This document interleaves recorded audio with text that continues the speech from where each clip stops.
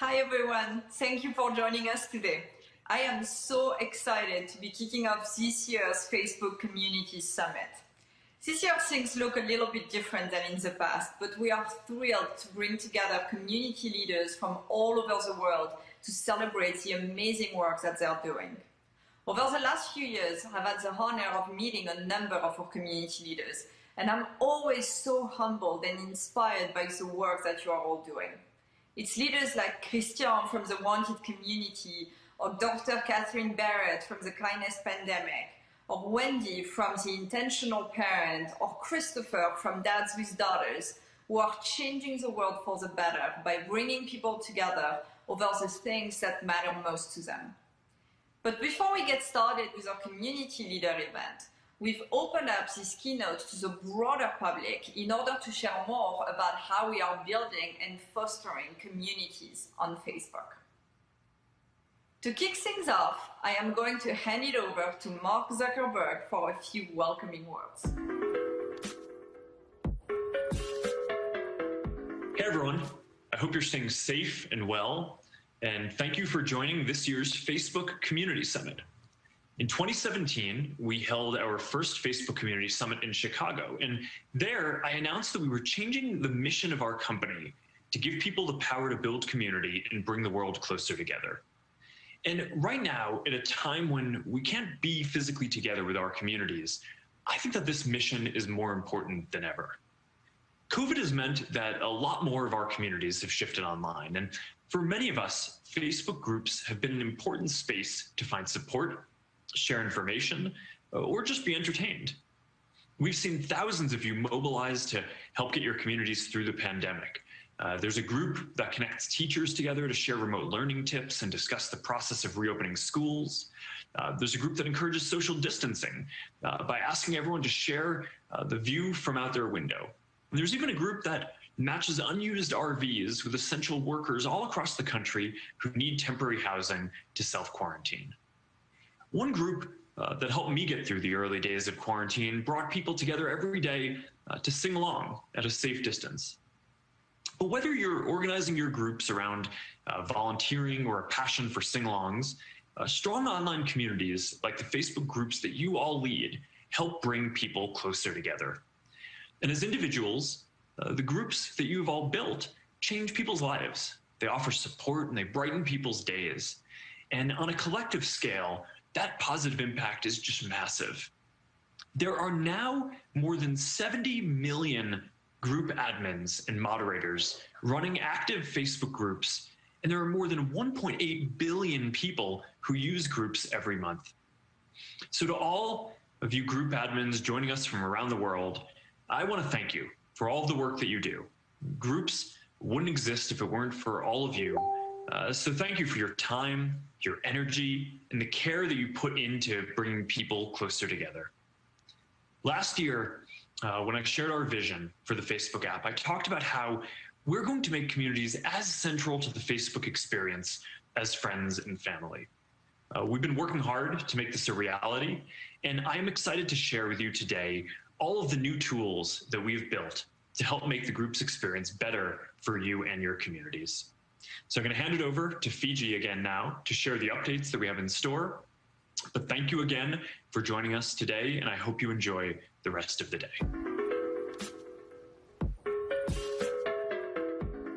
Thanks, Mark.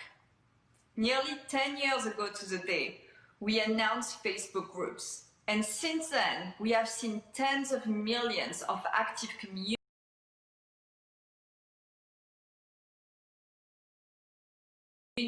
form on Facebook. Over half of all our users globally are members of 5 or more active groups.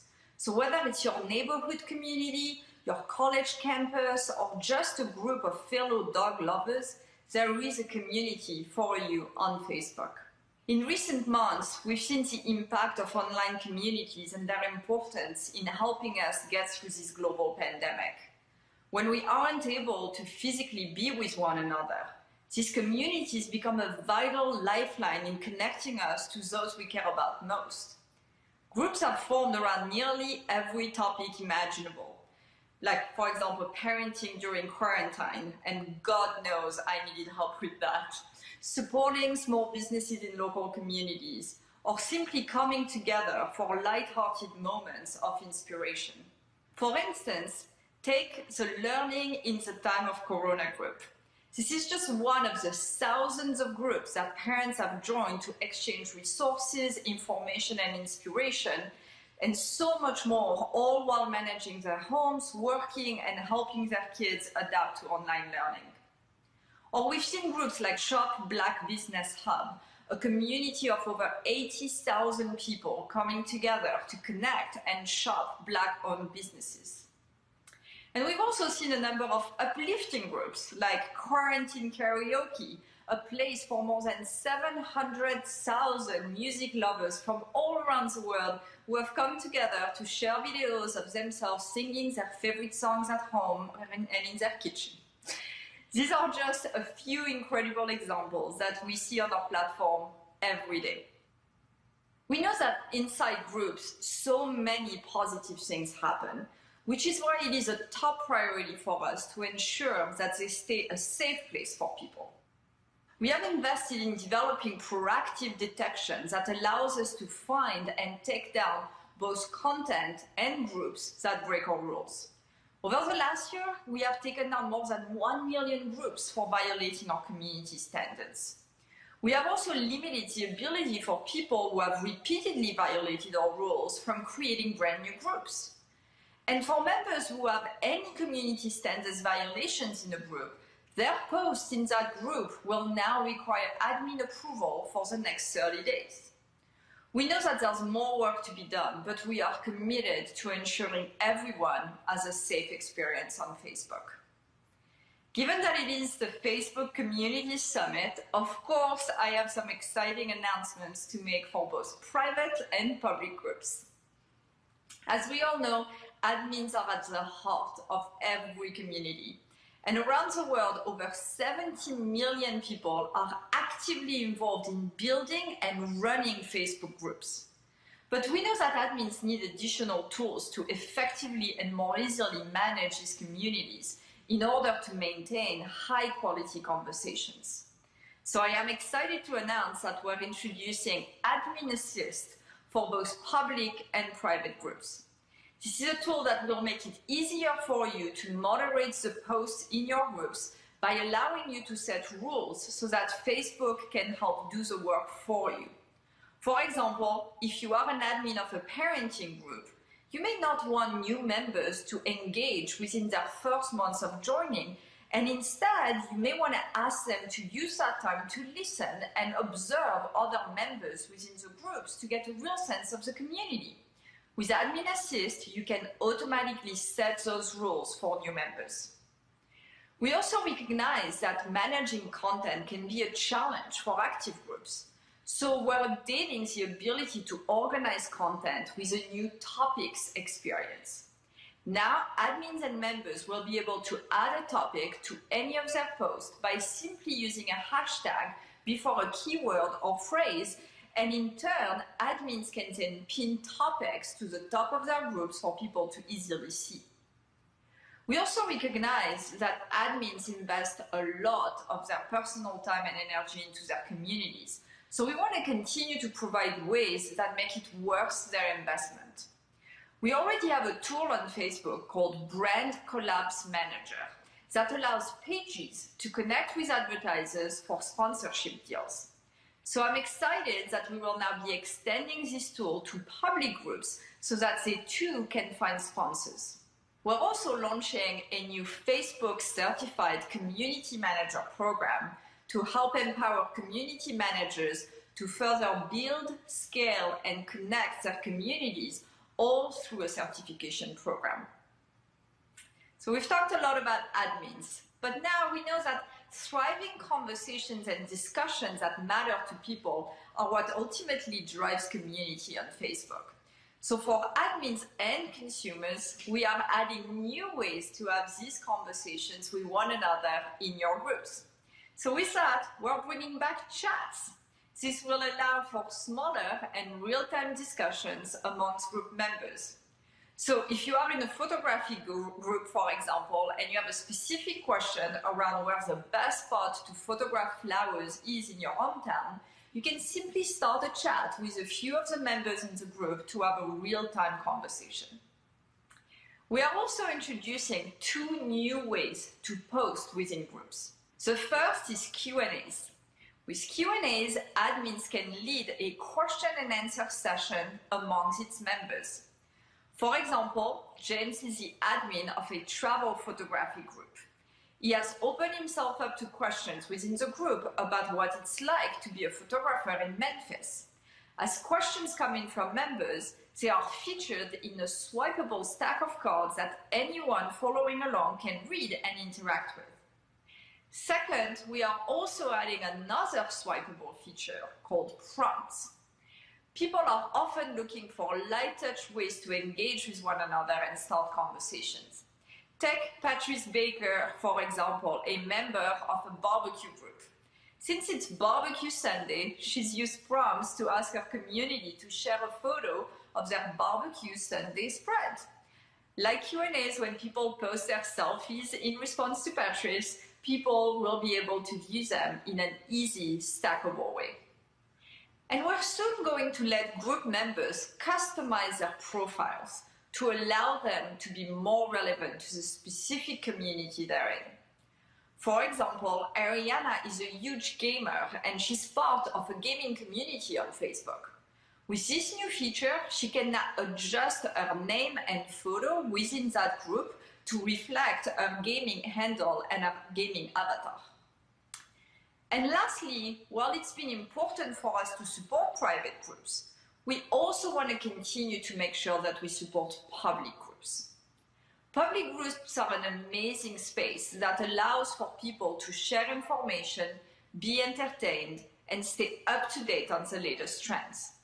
For example, you will often find me with other Gilmore Girls fans trying to apply Gilmore Girls wisdom and memes to current events, and trust me, it is very entertaining.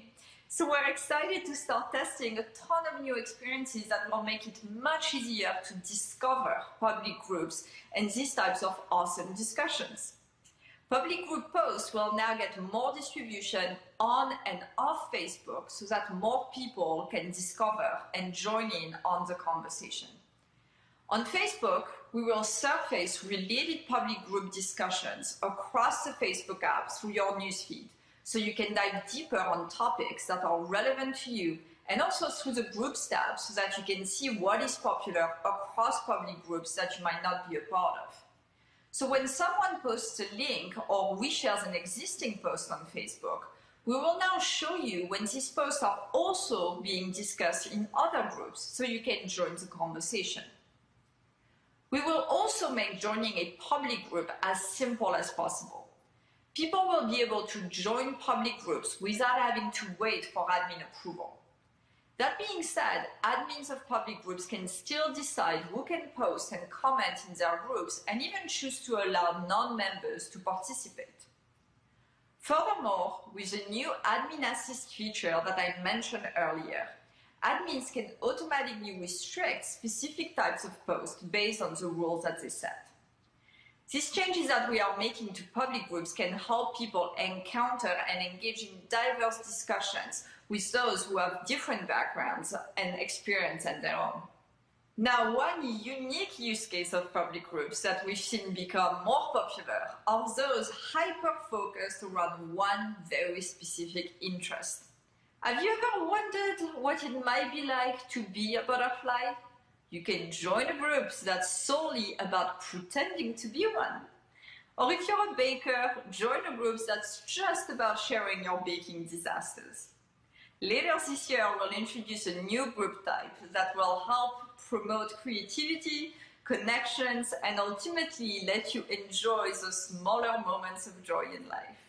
We will start testing these features over the next few months and look forward to feedback to make sure it's the best experience possible.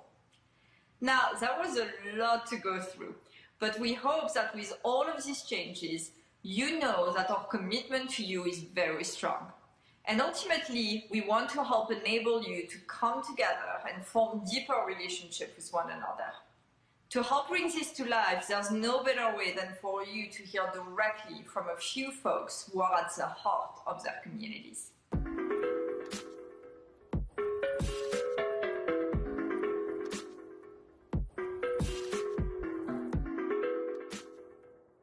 I am so excited to welcome Curtis Webster and Anne Pettigrew. You both have helped build powerful communities on Facebook, and for that, we really thank you. It's such an honor to be here. Thanks for having us. Yes, thank you very much. Nice to meet you. For those of you who do not know Curtis, he founded Dads Married to Doctors. It all started thanks to a funny exchange he had with his wife, who is an ER physician, when they were discussing something she had read that made her laugh in a Facebook group she had just joined called Physician Moms Group. Right then and there, Curtis wondered, what is out there for husbands of physicians? Is there a group for people like me?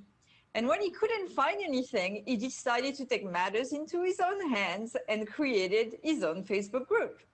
Since 2014, Curtis has fostered a community and created a global resource for fathers and husbands married to physicians. Now, over 3,800 dads from all over the world come together on Facebook and empower and educate one another to be better dads and husbands. Our other wonderful guest today is Anne Pettigrew, who has been a member of What's This Bird for 2 years. Anne has always been an avid birder. At 16 years old, she purchased a pair of binoculars so she could discover and watch birds. Fast forward 50 years, and now Anne has brought this passion online to connect daily with others who share her love of birds. What's This Bird now has over 49,000 people, from the average kid to expert birders, who come together over their appreciation for and curiosity in birds. I'm sure we can all relate to being on a walk, seeing or hearing a bird, and wondering, what's this bird? Well, this group comes to the rescue. We are here today to talk about the importance of connecting with one another, ways in which both of your communities have come together during COVID-19, and how you, as an integral member and an admin, continue to support your groups as they grow. So I'm going to start with a question for you both before we get started into the real meat of the discussion, which is that it's been a pretty unusual year. So I'm just going to ask, how have you been doing? You know, we're actually doing really well. We're both retired, and so we don't have the stress of running a business these days. So we're trying to keep active. We don't get to see our friends, so we miss them a lot. But we're staying busy. We're working out. We're hiking with the dogs, doing a lot of photography, a lot of birding, and so we're managing. And I feel for Curtis's wife having to be in the medical field. It's got to be a lot tougher than what we have it. No, we're doing pretty good. It definitely couldn't have said that at the very beginning. It was crazy. It was stressful. I feel like my beard got a couple of shades darker with the gray, or lighter with the gray. But you know, things changed so fast, and there was just so many unknowns. I've always worked full time, so I work in IT. So I always had the opportunity to work virtual. But you know, just like my kids, when you're told you have to do something, you almost don't want to do it as much as before, right? So I'm working full time. My wife is working full time, and she's working nights and weekends in the hospital, in the emergency room. She's an emergency medicine physician. And then you throw in the fact that we have 3 girls, 11, 7, and 5, and they're all doing virtual school. Everybody's on the computer almost 24/7. So just trying to figure out and how to manage all that stuff was a lot stressful. And I'm so thankful that we had communities that we could jump into and really lean into to help us, you know, wrap our heads around what was going on with these crazy times. Well, thank you so much for everything your family does. And that actually brings me to the next question, which is, you know, so much of the toughness of this year has been played out online because people were physically disconnected, but very socially connected. And so I'm curious how you've seen the communities that you've built really come together during this time. And if you have even some anecdotes to share on how they've helped each other in your communities during this very weird year. I belong to not only What's This Bird, but also to several photography groups and other birding groups as well. And what I find fascinating about these communities is that you're talking to total strangers. And I put out the question, I was trying out a new photography editing program, and I was really struggling with it. And this woman called me from Texas. We exchanged phone numbers, and she spent 2 hours on the phone with me trying to walk me through this program. And so it's just such a neat way to connect to people, and I'm forever grateful to her for doing that. And that's just one story out of many. I've gotten pretty close to several people in each of the groups that I belong to, so it's been a lot of fun. I could totally agree with you, and the ability to connect to these different groups and jump in and kind of connect at a higher level. It's almost like when this need arose, these Facebook groups were able to jump in and fill in those gaps. And I know for us and for me particularly, I'm part of marriage groups, I'm part of parenting groups. And the nice thing is DMD brings all those together. But we even found that we had a need that could be met at a higher level. So we started a homeschool subgroup. And then we even have almost a tech support group where folks that have this ability to help us navigate this craziness with the virtual schools have been able to come in and help us to get all that stuff set up. So like you said, the ability to have these different groups to meet those needs has helped out a ton. Everything you're saying so resonates. I mean, I join even a group that is really just about memes about parenting during quarantine. And honestly, like, I just, the humor, after the long 12 hours with a 4-year-old screaming in your ears, you do need some people really. Oh my gosh. Curtis, you lead very much a private support community group, and you lead more of a public community. I'm curious why you think this is so important to have more of a private space to have these conversations around supporting one another and around sometimes very personal topics that are happening in your community.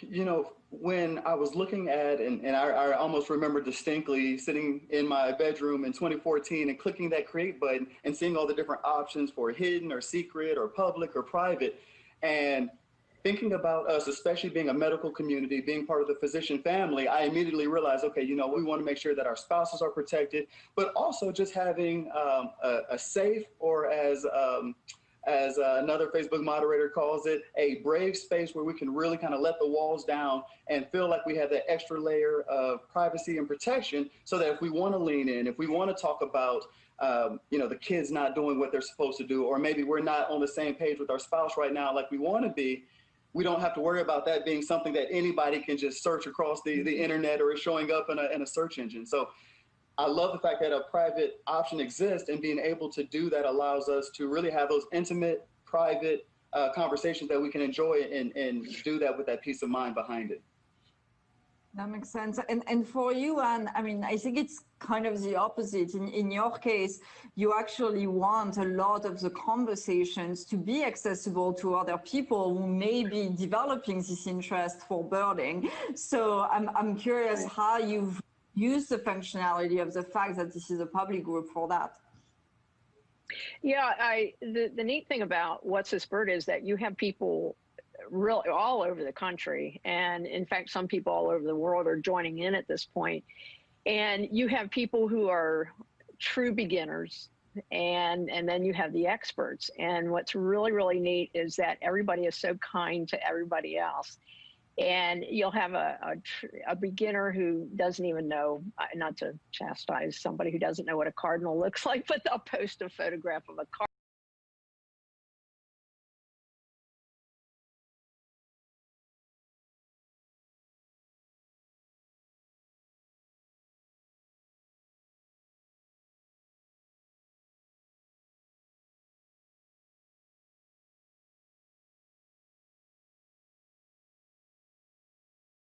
cardinal. And people are as kind with that person as they are with somebody else.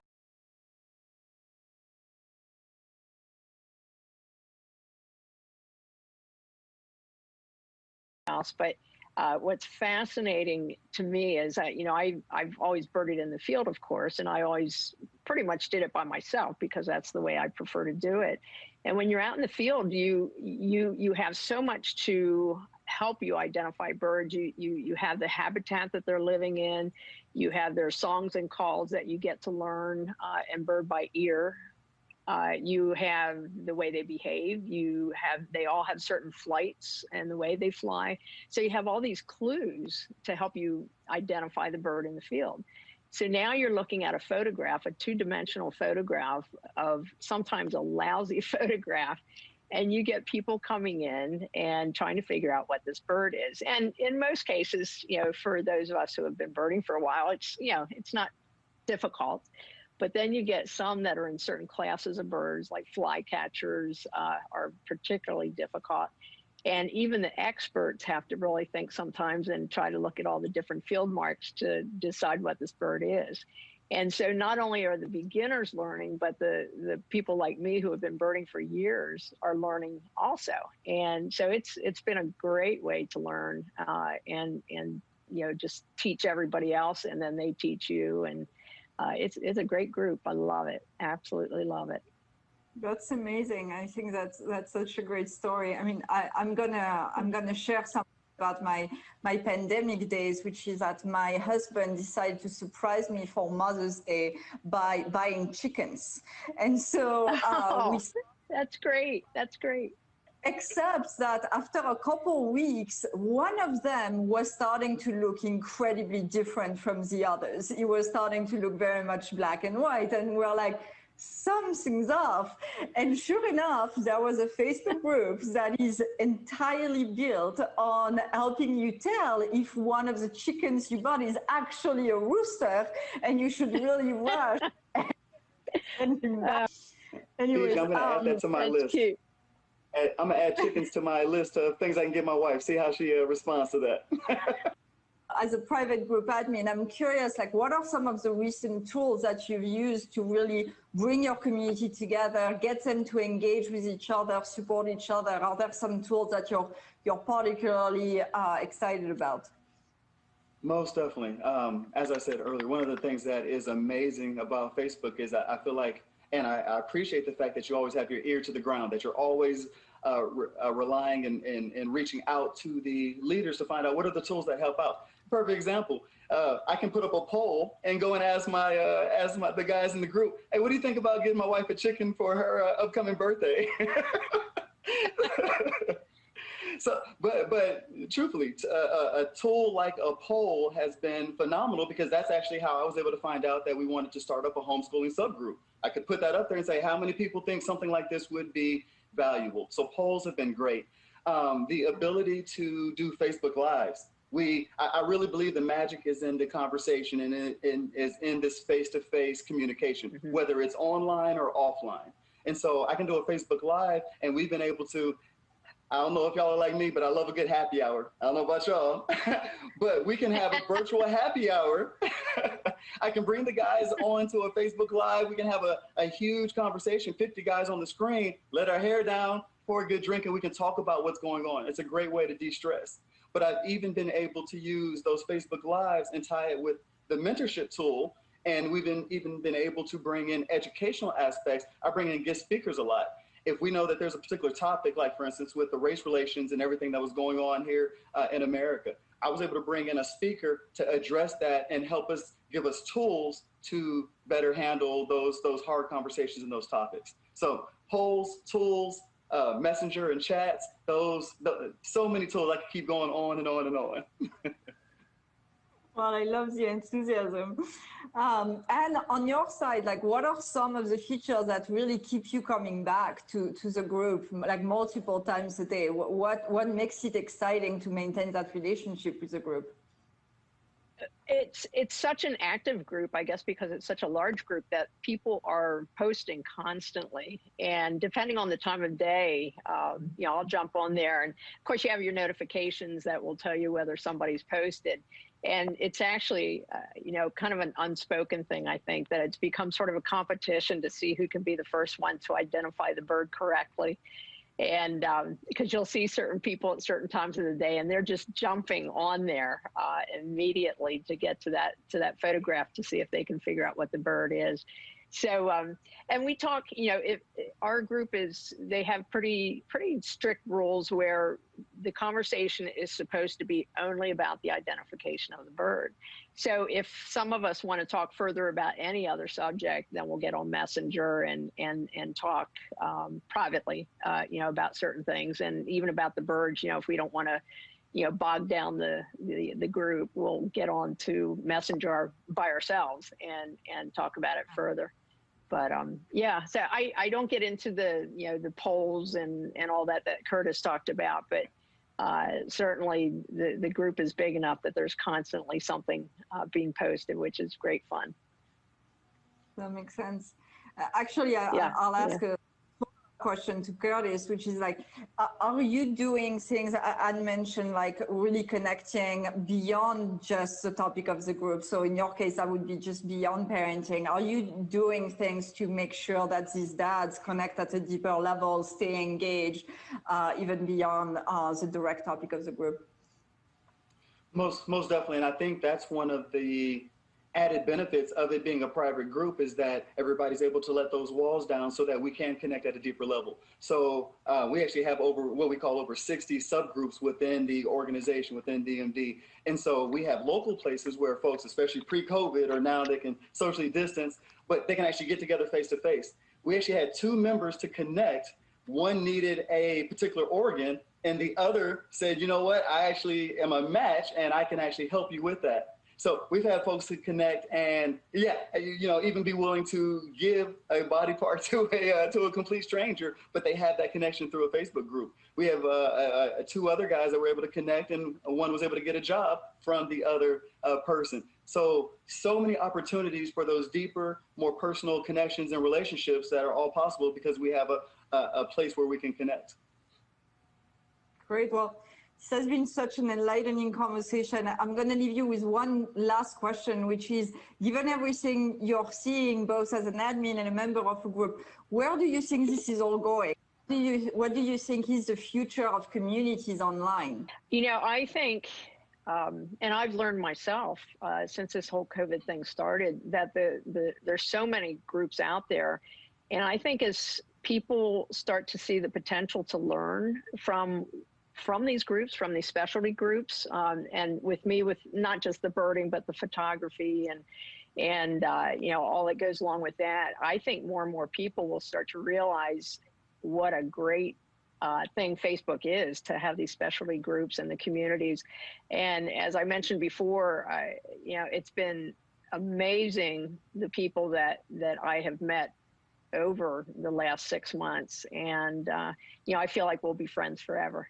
Yeah, I would totally agree with you, Anne. I think that's one of the things that, as you were talking about earlier, Fiji, what keeps you coming back on a day-by-day basis, always learning something new, always having those new conversations, those notifications.